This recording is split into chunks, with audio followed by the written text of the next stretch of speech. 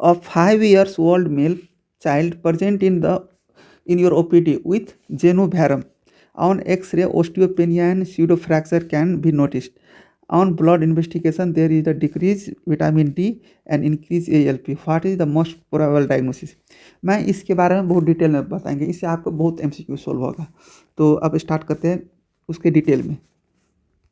देखिए सबसे पहले बोन के बारे में। बोन का कंपोजिशन क्या है? बोन का कंपोजिशन क्या है? ऑर्गेनिक सब्सटेंस मिलके बना होता है, इनऑर्गेनिक सब्सटेंस मिलके बना होता है, और वाटर कितने परसेंट होता है? 5 to 7%, और इनऑर्गेनिक कितने परसेंट होता है? 60 to 70%, और ऑर्गेनिक सब्सटेंस कितने परसेंट रहता है? 20 to 25%। अब देखिए ऑर्गेनिक सब्सटेंस में क्या क्या इन्वॉल्व होता है? सेल और प्रोटीन। सेल में कौन कौन सा सेल हुआ? ओस्टियोसाइट, ओस्टियोब्लास्ट और ओस्टियोक्लास्ट। देखिए ओस्टियोब्लास्ट, बी मीन्स क्या होता है? ओस्टियोब्लास्ट मीन्स हो गया bone forming cell. Osteocyte, cyte हो गया, साइट में क्या होता है? मिनरल कॉन्सेंट्रेशन मेंटेन करता है, ओस्टियोक्लास्ट मीन्स क्या होता है? बोन रीएब्जॉर्प्शन करवाता है, रीएब्जॉर्प्शन। देखिए बोन फॉर्मिंग करवाया, वो क्या हुआ? ब्रह्मा। और जो मेंटेन जो कर रहे थे ओस्टियोब्लास्ट, क्या हुआ? ब्रह्मा। और जो मेंटेन जो करता है वो पृथ्वी का वो कौन सा भगवान है? विष्णु। तो ओस्टियोसाइट कौन सा हो गया? विष्णु, जो मेंटेन करता है। और महेश क्या करता है? जो खराब चीज रहता है उसको डिस्ट्रक्शन करने का काम करता है, समझ गए? जो खराब चीज रहता है वो उसका काम क्या हुआ? रीएब्जॉर्प्शन। तो क्या हो गया? ओस्टियोक्लास्ट। तो ओस्टियोक्लास्ट मीन्स क्या है? कि जो डिस्ट्रक्शन करने वाला चीज है उसका रीएब्जॉर्ब करना। तो यहाँ पे हो गया। अब देखिए कौन सा प्रोटीन प्रेजेंट रहता है बोन में? तो टाइप 1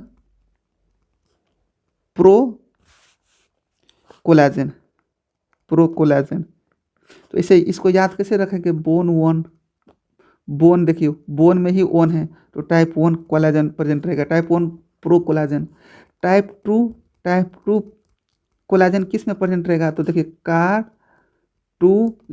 कार्टुलेज में, तो कार्टुलेज में कौन सा कोलाजन प्रेजेंट रहेगा? Type 2 collagen.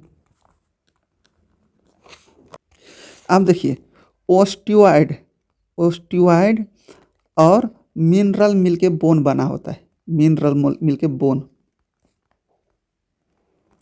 समझिए। और ओस्टियोइड क्या क्या चीज के मिलके बना होता है?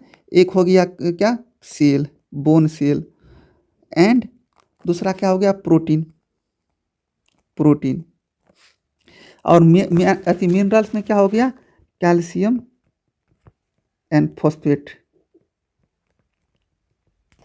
तो देखिए कैल्शियम और फॉस्फेट डिक्रीज होगा तो कौन कौन सा डिजीज होगा? ओस्टियोमैलेशिया और रिकेट्स। अब देखिए यहाँ पे प्रोटीन में डिफेक्ट होगा तो कौन कौन सा डिजीज होगा? Osteogenic imperfecta.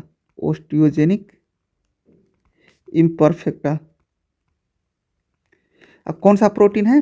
टाइप 1 प्रोकोलाजन, ओस्टियोजेनिक, और सेकेंड का एस्कर्बी। तो टाइप 1 प्रोकोलाजन में डिफेक्ट होगा तो ओस्टियोजेनिक इम्परफेक्टा और एस्कर्बी हुआ। कैल्शियम और फॉस्फेट डिक्रीज हुआ तो ओस्टियोमैलेशिया और रिकेट्स डेवलप होगा। और देखिए सेल में जो डैमेज होगा, सेल में डिफेक्ट होगा, तो ये कौन सा डिजीज यहाँ पे करें? प्याजेट। सेकेंड कौन सा? ओस्टियोपेट्रोसिस और ब्राउन ट्यूमर। और देखिए ये तीनों में सेल, प्रोटीन और कैल्शियम तीनों में डिफेक्ट होगा, मतलब कंबाइंड डिफेक्ट होगा, उसको कंबाइंड डिफेक्ट होगा। वो किस में डिफेक्ट होगा, कंबाइंड होगा तो ओस्टियोपोरोसिस। अब देखिए ओस्टियोमैलेशिया में स्यूडो फ्रैक्चर और मिल्क मैन लाइन और लूजर जोन, ये तीनों किस में दिखाई देगा, ओस्टियोमैलेशिया में। और क्यों दिखाई देगा, due to the softening of bone, due to softening of bone. वहीं पे देखिए रिकेट्स में, यहाँ पे सॉफ्टनिंग ऑफ बोन था, वहीं पे सॉफ्टनिंग ऑफ स्कल बोलेगा तो किस में दिखाई देगा, रिकेट्स में, सॉफ्टनिंग ऑफ स्कल रिकेट्स में दिखाई देगा। तो रिकेट्स में और क्या क्या चीज़ दिखाई देगा, तो फ्रंटल बोसिंग कहाँ किस में दिखाई देगा, रिकेट्स में। रिकेट्स रोजरी किस में दिखाई देगा, पेनलेस। रिकेट्स रोजरी क्या होगा, पेनलेस होगा। और रिकेट्स रोजरी किस में दिखाई देता है, रिकेट्स में। वही स्कर्विक रोजरी किस में दिखाई देता है, स्कर्विक रोजरी स्कर्वी में। ये क्या होता है, पेनफुल होता है। और उसमें क्या दिखाई देता है, विंड क्या बोलता है, विंड स्विफ्ट डिफॉर्मिटी किस में दिखाई देता है, रिकेट्स में। और देखिए पेक्टस क्रैनिटम किस में दिखाई देता है, पेक्टस क्रैनिटम, वो भी रिकेट्स में दिखाई देता है। और हैरिसन ग्रुप किस में दिखाई देता है, वो भी रिकेट्स में ही दिखाई देता है, हैरिसन ग्रुप्स। और देखिए एक और चीज़ दिखाई देता है रिकेट्स में, ये क्या दिखा रहता है, स्प्लेइंग एंड फ्रेइंग।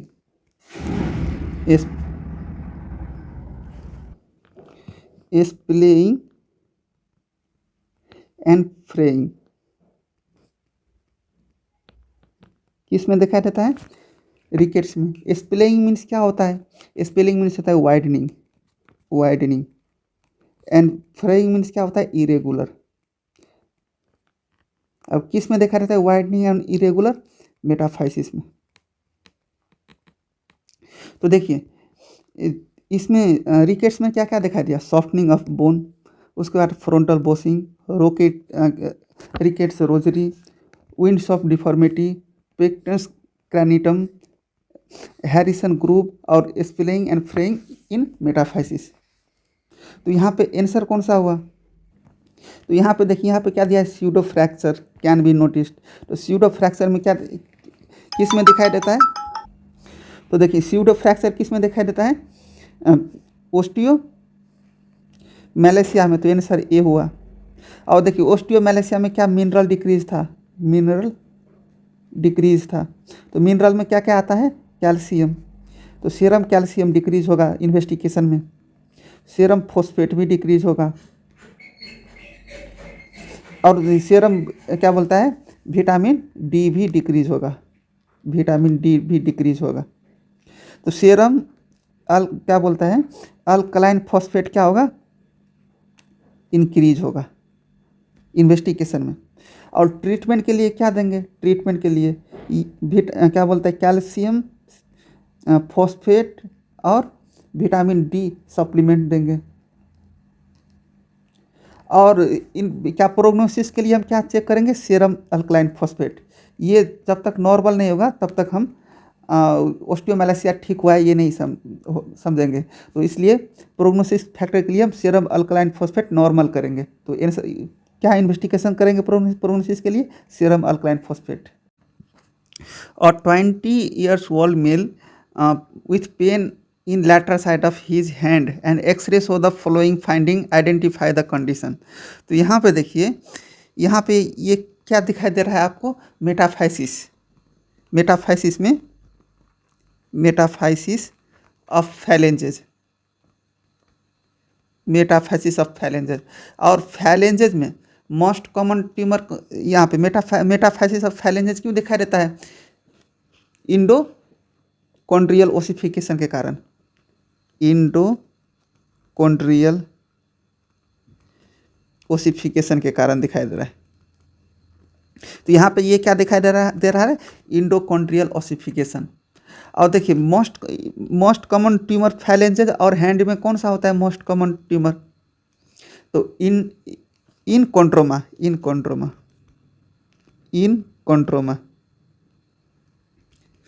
और देखिए enchondroma associated with some syndrome के साथ रहता है। तो एसोसिएटेड विथ कौन से? Maffucci syndrome. Enchondroma associated with क्या कहते हैं? माफोसी सिंड्रोम और ओलियर डिजीज के साथ भी एसोसिएटेड होता है। और माफोसिस सिंड्रोम रहेगा तो 100% मेलिग्नेंसी होने का चांसेस रहता है, 100% मेलिग्नेंसी। और देखिए इन कॉन्ड्रोमा का ट्रीटमेंट क्या करोगे? ट्रीटमेंट इन ब्लॉक रिसेक्शन मीन्स क्या हुआ? Curettage and grafting. तो यहाँ पे आंसर कौन सा हुआ? इन chondroma. A 20 years old present with the ortho OPD with chronic pain and swelling palpable in the knee. X-ray show the following finding. Identify the pathology. तो यहाँ पे देखिए, यहाँ पे ये क्या दिखाई दे रहा है? एक जो बोनी आउटग्रोथ विथ ब्रॉड जोन। और देखिए ये ऐसे दिखाई दे रहा है पूरे। तो ये कौन सा शेप का है? Cauliflower shape.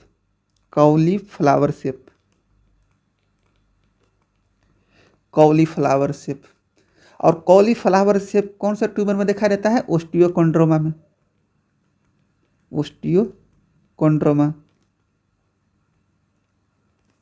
और देखिए ओस्टियोकॉन्ड्रोमा में दिखाई देता है। ओस्टियोकॉन्ड्रोमा कौन सा ट्यूमर हो गया?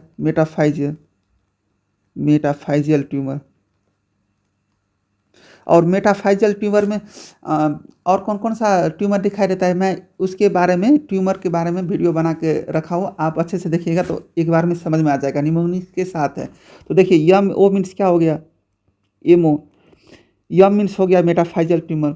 ओ मीन्स ओस्टियोब्लास्टोमा।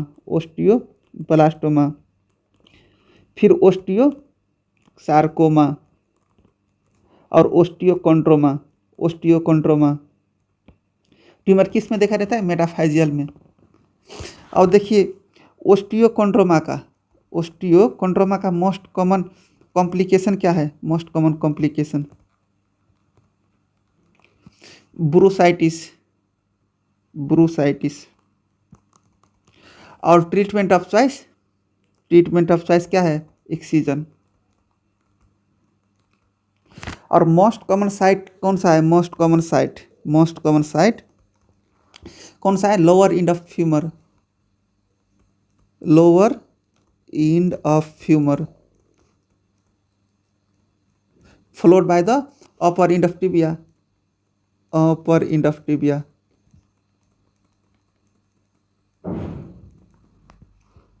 और देखिए मोस्ट कॉमन बेनाइन ट्यूमर कौन सा? मोस्ट कॉमन बेनाइन ट्यूमर पूछेगा तो ओस्टियोकॉन्ड्रोमा।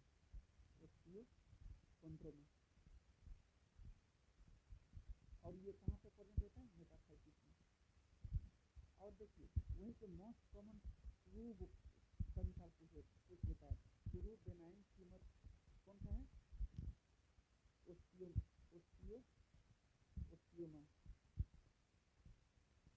और ओस्टियोमा कहाँ पे प्रेजेंट है? डायफाइटिस में। और देखिए मोस्ट कॉमन मेलिग्नेंट ट्यूमर पूछेगा। Most common malignant tumour osteosarcoma. और ओस्टियोसार्कोमा कौन सा ट्यूमर है? Metaphyseal tumour. देखिए मोस्ट कॉमन बेनाइन और मोस्ट कॉमन मेलिग्नेंट कहाँ से होता है? मेटाफाइजियल से। और देखिए ओस्टियोसार्कोमा जो है, ओस्टियोसार्कोमा में ये इसमें क्या दिखाई देता है? Sun burst sunburst appearance. और कोडमैन ट्रायंगल, कोडमैन ट्रायंगल। और मोस्ट कॉमन साइट कौन सा है? नी। मोस्ट कॉमन साइट मैंने बोल दिया नी। नी का कौन सा साइट बोले थे? Lower end of femurs, lower end of femur. और मोस्ट कॉमन सिम्टम्स पूछ देगा ओस्टियोकोंड्रोमा का, मोस्ट कॉमन सिम्टम्स तो pain followed by the swelling. और कभी काल क्या बोलते हैं, ओस्टियोसार्कोमा का कभी काल क्या पूछ देता है कि प्री डिस्पोजिंग फैक्टर क्या है, प्री डिस्पोजिंग फैक्टर। तो वहाँ पे वायरस देता है ऑप्शन में, तो क्या पोलीमा, पोलीमा वायरस दिया होगा, पोलीमा वायरस। और SB40 वायरस, ये दोनों प्री डिस्पोजिंग फैक्टर है। और देखिए ओस्टियोसार्कोमा में मोस्ट कॉमन ऑर्गन कौन सा स्प्रेड होता है? Most common organ lungs. और देखिए मोस्ट कॉमन ये हो गया। कौन से रूट थ्रू स्प्रेड होता है? कौन से रूट? हेमाटोजेनस, हेमाटोजेनस। और बेस्ट मैनेजमेंट क्या करेगा ओस्टियोसार्कोमा का? Chemotherapy, best management chemotherapy, chemotherapy. Chemotherapy में कौन सा ड्रग प्रीफर करता है ज़्यादातर? कौन सा ड्रग? इरलोटिनिब, इरलोटिनिब, टिनिब हाइड्रोक्लोराइड, हाइड्रोक्लोराइड करता है। तो यहाँ पे देखिए आंसर कौन सा हुआ? यहाँ पे आंसर कौन सा हुआ?